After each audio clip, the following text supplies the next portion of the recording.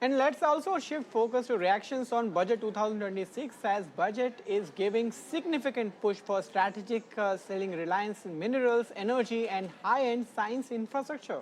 We caught up with Union Minister Jiten Singh on how it is going to pan out. Let's listen into a slice of that conversation. A very futuristic budget, and if there is some criticism, either it is motivated because we don't expect the opposition to pat our back, or it is because there's a mindset which views every budget in the terms of the immediate gains. How many freebies, how many income tax relaxations, how much hike in salary, etc. But this is a budget which is targeting the overall economic growth of India in the context of the global benchmarks. Okay. Like whether it is biopharma, Shakti mission, or it is the tax exemptions in nuclear plant setup. And all this is going to help the common man also to generate economy, to generate employment, and to give him a cleaner environment. Very importantly. So you mentioned about the biopharma Shakti. Government intends that India becomes a pharmacy hub for the world. But this 10,000 crore a budgetary outlay, how the government plans to utilize it, what is the larger picture that you are understanding? No, you're right, but this is not only 10,000 crore. I agree with what you say. It's a part of the bigger ecosystem. Okay. We are among the very few countries in the world which have launched our own biotechnology policy dedicated, which is called BioE3. And that means we have already realized that the times to come, it will be the biotechnology which will be governing our economy. Okay. The IT era is gradually coming to an end. It will be circular economy, recycling, etc., etc. And we are also involving private sector in a big way. Okay. So we have BIRAC, for example, in biotechnology. It's called Biotechnology Industry Research Application Council. It acts as an interface between private sector and public sector. Okay. It facilitates their collaboration. It helps them to select the theme of collaboration, these projects. So there is private investment also. Okay. Now this 10,000 crore will also facilitate that. It's not the end amount in itself. Okay. And at the same time, as you rightly said, we are already, I think, number 3 or so in Indo-Pacific in bio-manufacturing. In the world, we are number 12 or 13. So we have a very great, we have huge bio-resource, natural resource. And we also have problems of healthcare, which was being mentioned by the finance minister, non-communicable disease. We have, we are the second largest country in diabetes. Our cancer incidence is increasing. So for affordable, accessible healthcare, you have devices, you have medicines which are affordable. So all that is going to, this will create economy, this will create employment, and this will also address the basic issue of health. Absolutely. In addition to this, you mentioned about ecosystem. Part of ecosystem के होते हैं, we have seen that on the rare earth material part, उस पर भी government का एक focus and they, for the first time, corridor का जिक्र है. So they are looking कि हम globally खुद को अपने पैरों पे खड़ा कर पाएं.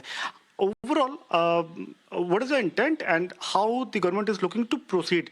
ये रातों रात तो नहीं हो सकता, तो किस तरीके से पढ़ने का? आपने ठीक कहा, ये उसी श्रृंखला का हिस्सा है जो शांति बिल आया था, फिर शांति एक्ट बना. उसके तहत प्राइवेट सेक्टर के लिए खोल दिया न्यूक्लियर सेक्टर को, जो कभी किसी ने अनुमान नहीं किया था. उसी के तहत एक RDI फंड भी लॉन्च किया गया है 1 लाख करोड़ का. यानी जो प्राइवेट इंडस्ट्री है उसको, क्योंकि उनके लिए भी एक तरह का एक सरप्राइज है कि न्यूक्लियर सेक्टर खुल गया, स्पेस सेक्टर खुल गया, तो शुरू में उनको थोड़ा सा बूस्ट अप किया जाए ताकि फिर बाद में आगे चल करके वो अपने पैरों पे खड़े हों और फिर पार्टनरशिप में सरकार के साथ एक मिला जुला कोशिश करें, काम करें. तो उसी इकोसिस्टम के चलते आज की जो अनाउंसमेंट है उसमें मिसाल के तौर पे ये कहा गया कि अगर आपने इक्विपमेंट या कंपोनेंट विदेश से लाने हो अपने न्यूक्लियर प्लांट के लिए, तो उसके ऊपर आपको एग्जेम्पशन है 2035 तक. ठीक है. यानी इससे क्या होगा कि जो पोटेंशियल इन्वेस्टर है उसकी हौसला अफजाई होगी to get the best component from wherever he can. एक ये हो गया. दूसरा, जैसा आपने कहा, 4 रेयर अर्थ कॉरिडोर्स बनाए गए ताकि हमारे रेयर अर्थ का पूरी तरह से एक्सप्लॉयटेशन हो।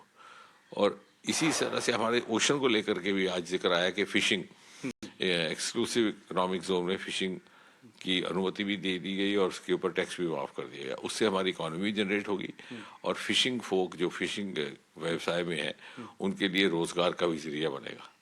तो ये टेक्नोलॉजी को रखते हुए आधार जो इसके परिणाम निकलने वाले हैं वो कहीं ना कहीं बहुत बड़ी मात्रा में उसका मुनाफा है। अभी जिन लोगों को लगता है कि साहब हथेली पर 5 रुपए नहीं रखे, उनको ये नहीं समझता कि इससे कई गुना इससे हमें फायदा होने वाला। आज तो शोर इस बात का है कि चुनिंदा कॉर्पोरेट प्लेयर्स के लिए दरवाजे खोले जा रहे हैं। नहीं, ऐसा नहीं है। अब देखिए, ये बड़ी मामूली सी बात है। अगर आप बायो फार्मा मिशन के तहत कैंसर के मरीज को अफोर्डेबल दवाई उपलब्ध कराने में कामयाब रहते हैं तो कॉर्पोरेट का है क्या? ये तो गरीब का फायदा है।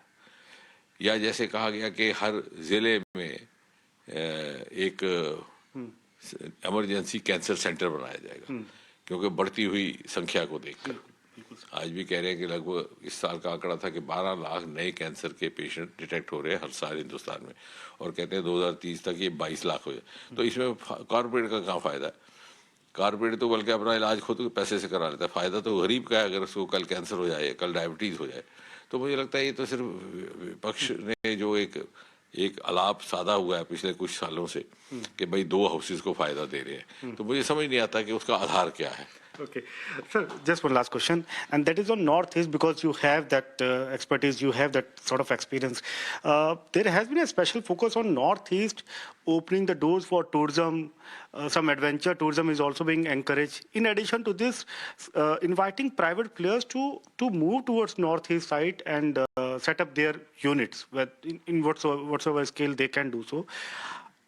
How you see Northeast economy booming up? And private parties actually taking up the proposal from the government, especially tourism sector as well? No, I think one of the greatest contributions of the Modi government is that it has pulled out Northeast from isolation, made it a part of mainstream India growth story, both economically as well as socially. There were times when people of Northeast were hesitant even to come to Delhi. Now the tourism industry and aviation industry goes to Northeast. Okay. To engage their boys, girls. You see, you get into any aircraft, the crew is from Northeast. The girls are mostly from Mizoram and Nagaland. So that barrier is over. That has been possible because many of in 2014 when this government came, many of the states didn't even have a rail track. Like Meghalaya, Arunachal. Today you have Arunachal Express, you have Rajdhani up to Mizoram. Then most of these states didn't have airports. Arunachal didn't have, Shillong, Sikkim didn't have, Shillong had a very small airport. Every state now has an airport. There is a network of roads. And now inland waterways, which also was announced today, this was also started by this government to begin with. They started with inland waterways from Brahmaputra to Bay of Bengal, and now so on. And now another announcement related to Northeast today, which is also in relation to Jammu and Kashmir, is mountain tracks for trekking. Absolutely. So this government has constantly been focusing on, because Prime Minister Modi had said in the beginning itself that he would like to raise the underdeveloped regions to the same level as the developed regions, so that there's a wholesome growth of Mother India. Lastly, sir, आप आते जम्मू कश्मीर से हैं, but इस budget में जो focus है, जैसे south की तरफ दिखा, नॉर्थ ईस्ट की तरफ दिखा, सो एक क्रिटिसिज्म ये भी है कि थोड़ा पॉलिटिकली मोटिवेटेड बजट है, ये देखते हुए कि किन राज्यों में चुनाव है उनको ध्यान में रख करके इस बजट को शेप अप किया। नहीं, वो देखिए, वो तो ये पहले से भी कह रहे थे, बजट सुनने से पहले से ही कहना शुरू कर दिया। Okay, that's the word coming in from the Union Minister, Mr. Jitendra Singh.